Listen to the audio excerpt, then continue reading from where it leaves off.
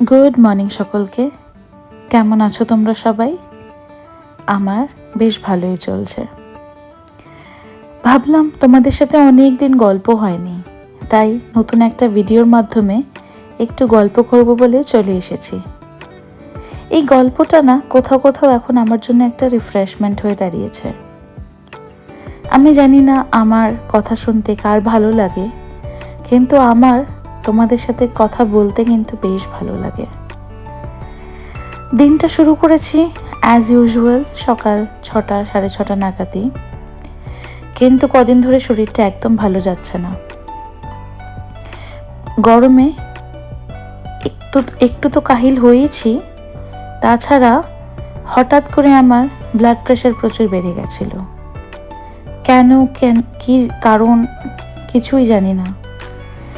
যাই হোক, জীবনের সঙ্গে এসব তো চলতেই থাকবে, কিন্তু অফিসের কাজ, বাচ্চার কাজ, বাড়ির কাজ, সেগুলোকে তো আর বিরত রাখলে চলবে না। তাই সেগুলো করতেই সকাল সকাল আমার উঠে পড়া।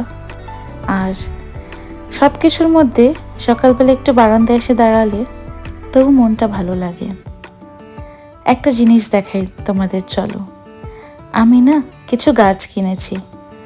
আমি অনেকদিন ধরেই ভাবছিলাম এই বাড়িতে আসার পর থেকে যে কিছু গাছ লাগাবো, বা আমার ইচ্ছা ছিল অনেক দামি শোপিস দিয়ে না সাজিয়ে আমি বাড়িটাকে গাছ দিয়ে সাজাবো। এই ভাবনাতেই আমি সেদিনকে 3খানা গাছ অর্ডার করেছি। একটা জেড প্লান্ট, মানি প্লান্ট আর একটা এরিকা পাম। তাই সকালবেলা এগুলোকেই রোদে দিতে যাচ্ছিলাম। লেখা তো ছিল এগুলো ইনডোর প্লান্ট, আর আমিও জানি ইনডোর প্লান্টই। তাই ভাবলাম তবু একটু সানলাইট দেখাই আর একটু অল্প করে জল দিই। গাছগুলো ভালো থাকলে আমারও বেশ মনটা ভালো থাকবে। আর আমার এই পাম গাছের না পাতাগুলো এত ভালো লাগে, এত নরম, ধরলে বেশ আরাম লাগে। তোমাদের কার কার গাছ ভালো লাগে আমাকে নিশ্চয়ই কিন্তু জানিও। সাথে আমি প্রবাসী ঘরকন্যার একটা ভিডিওতে দেখেছিলাম ডালের জল, চাল ধোয়া জল দিলে গাছ ভালো থাকে। আমার মাও আমাকে বহুদিন ধরে বলছিল, তো তুলসী গাছটা শুকিয়ে যাচ্ছে, একটু ডাল ধোয়া জল, একটু চাল ধোয়া জল দিস না, দেখবি ভালো হবে।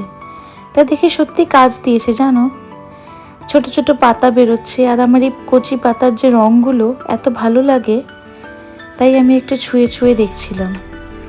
যাই হোক, স্নান ধান করে যখন ব্রেকফাস্ট করছি তখন দেখি আমার ছেলে অল্প উকি ঝুঁকি মারছে বিছানা থেকে। সময় বেশ অনেকটাই গড়িয়ে গেছিল, প্রায় 10:45। আজকে এতক্ষণ যে ঘুমাবে ভাবতে পারিনি। যাই হোক, ও ওঠার পরে ওকে স্নান ধান করিয়ে খাইয়ে দাইয়ে দিচ্ছিলাম, সাথে অফিসও চলছে। আমরা না যারা কর্পোরেট ওয়ার্ল্ডে আছি, আর সাথে তাদের ছোট বাচ্চা, বাড়ি, আর সেরকমভাবে যে সাপোর্ট আছে তা নয়, তো তাদের না লাইফটা বড্ড হাইটেক বা আলট্রা স্পিডে চলে।